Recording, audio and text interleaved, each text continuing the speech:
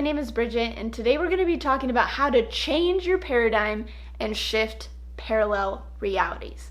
This is actually a hyper-relevant conversation for you and for our world, because what we've been seeing is that without changing, without shifting on big fundamental levels, things don't work. Like literally, humanity and the earth are sick. It's not working. And so then how do we easily and gracefully transition to something that is more joyful, more flowing, more natural, more harmonious? So that's what we're going to be talking about today. And I'm going to give you the equation, the 3 steps to gracefully change and shift on deep fundamental levels, so that also you'll see new reflections as absolute paradigm shifts, parallel reality shifts, and experience more happiness in your life. So we're going to go into the equation of how to easily shift in just a moment, but I want to share what isn't working for you and for the world so that we can be aware of it, and when it comes up we can go, yeah, that was what's not working. So think about it. What we've got going on is imbalanced masculine conditioning that all of us have been programmed with, which is that control and certainty and actual forcefulness and actual resistance is what is holding up the current structure that is now crumbling. And so when we feel into that energy, it's like force, control, that energy is fixed. It doesn't actually allow change. It doesn't allow the reality. It doesn't allow flow of the universe to actually manifest in a new way. It's wanting to. Everything is wanting to and conspiring in our favor. But when we have this energy internally, and when we also do it to the world, it can't allow grace and flow to move naturally, which allows shifting on big levels. So those are the energies that aren't working. And then also there's deeper levels of that, which is like denial and justification and avoidance. And we see all of these things in our world, which are negative belief system structures, which don't allow freedom and flow, choice, free will, which is then what leads to natural harmony and balance in our personal selves and in the world. So that's what's not working. So now the equation of what does work. How do we actually shift and change? And this has been really up for me, so I'm going to give some like little personal examples here. Because the thing too is that if we don't actually just allow the shift and the change through this equation, the universe will actually reflect our force and make it super intense, because there's no hiding from what is natural. It'll actually just push more of that resistance and intensity in our lives to bring it up, so that we look at it and we address it, and then we allow and let go and move. So this has been happening in my life personally. As you know, I had my breakup earlier this year. And then with all of the COVID stuff, literally everything in my personal life and my business life completely shifted overnight. There were no more really retreats available in person. Other parts of my business and then my personal life and the hopes, dreams, fixed ideas of what I thought I wanted my future to be in every way collapsed pretty much within a week. And so that control that I had over things just dissolved. And actually in that space, it was incredibly freeing and powerful. And in navigating this and getting into deeper layers of where this was coming from in myself, I have seen this equation that has worked for me that I'm now going to share with you. So the first thing that is required for paradigm shifting change is a desire, a willingness and an openness for change and for things to get better, for things to become more aligned, which requires courage. There's some unknown in this. There's some uncertainty in this. The energy that I like to approach this with is curiosity, is courageous curiosity and excitement of what can be beyond what I don't know, which is actually going to be much better than holding on and controlling what I think is best. Because the mind doesn't understand, the mind doesn't know. So this willingness, this openness to change is huge. It's paramount. So this is going to be temporarily uncomfortable because it's in this unknown phase and we're having to look at things, but eventually this openness will lead to much better results. And I'm seeing in some of my personal, closer relationships, actually major illnesses come up that are leading to the point of death. And when I check in, there are possible solutions to where that doesn't have to be the outcome, but these people are really choosing to go in that direction because the pain, they would rather hold on in a way to the pain, and they don't trust that there's this possibility of brightness on the other side, that there is goodness in the letting go, and actually it feels better to move towards death. And that is really intense, and that is very interesting for me to look at. And that's where we're at kind of on earth in a lot of ways, where there's this ideal in the spiritual community where it's yes, I want to live to 100 or 200 years. And some people, when these shifts aren't naturally moving and flowing through our lives that we need to make, it actually feels easier to maybe manifest an illness or some kind of situation where you die at 60, where you die at 30, where you die at age 10. And that is amazing that we've gotten to that position as a culture, as a humanity, as a species. And so this first step of the desire, the willingness, the openness to change, the courage to move into the unknown is the first fundamental step. Nothing can happen without that. Step number 2 in this equation is feeling.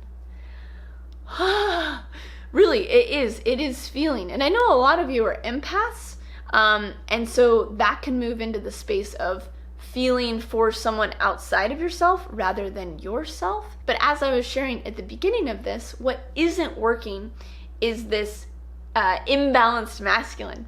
And as we're going towards this equation, the solution for big paradigm shifts, for shifting your reality and the reflections, what I'm noticing in myself as I've been exploring this, and you might notice right now too, is that this is a very yin, this is a very feminine approach, right? We're talking about willingness and openness, and then now we're talking about feeling. And these are the things that have been missing from our culture that maybe weren't allowed, or maybe it was too intense for you to feel because of some of the things that happened in your life and the traumas, whether you remember them or not. So this next step is to actually feel, and is actually to be vulnerable, and to get to the space of actually letting go of the pain, just letting it go and not having to hold on in hopes of having some control over the reality, is actually letting go and letting God. I actually kind of don't like that phrase, but in this case, it really is true, is to actually feel and to be vulnerable and to cry and to release and to let go and to create space, to create opening, to create movement, to create shifting and change. Now, this is easier said than done. In some cases, depending on what your situation is with whoever you're around in your family, in your relationships, it might not feel safe to actually feel. That's one of the reasons that you haven't, and we haven't in the world in general, is because it's not really safe to feel and be vulnerable. So we're needing to cultivate this in a world, in an environment, in structures that might not be conducive for that. So we need to create our own environments of safety, of love, of kindness with ourselves and with other people around us, so that we can really go to these levels of depth.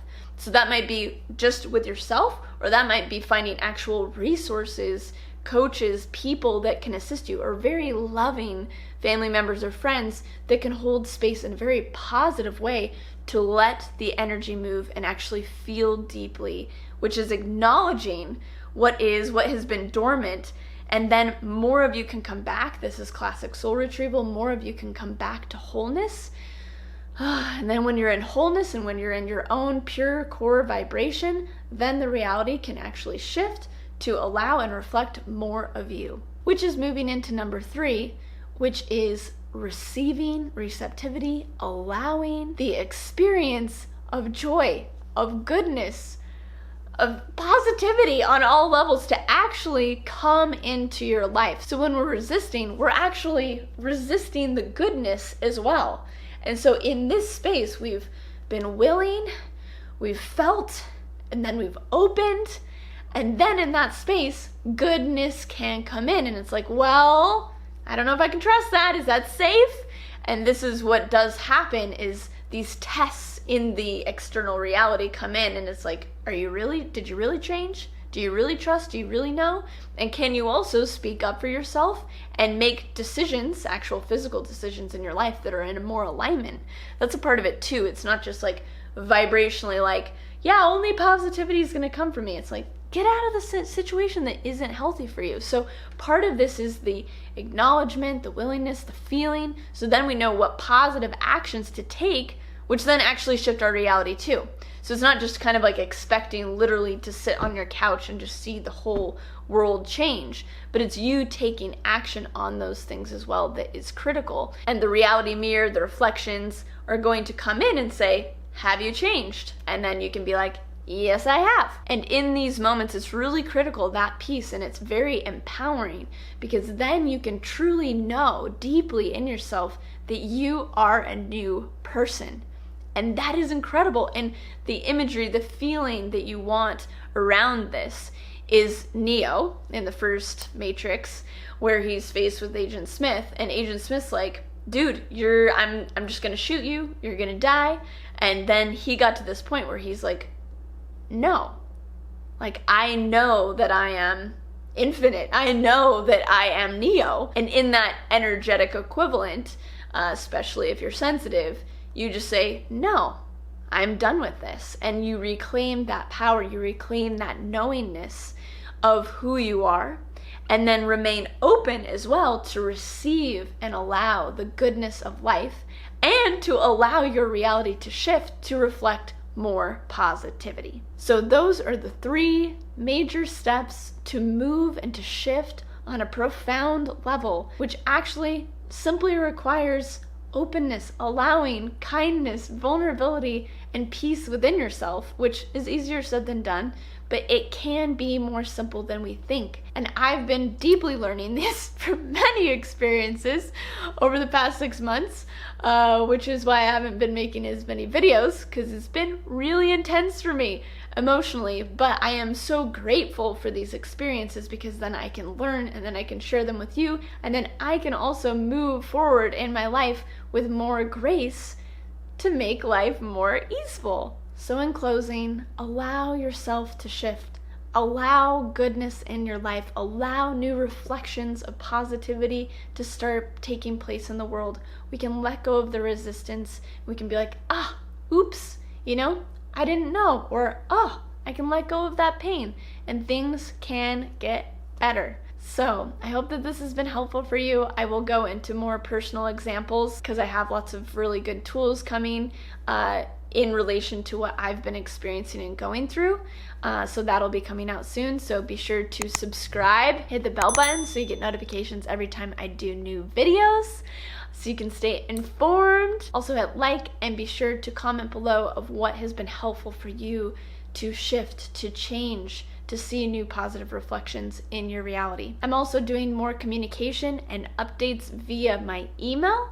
I'm not doing as much talking and communicating lately, so be sure to go click that link to get your free download of the meditation and get on the email list so that you can be informed of all of the cool experiences I'm having and all of the helpful tools that I want to share with you, so that you can experience more joy on your transformational awakening path.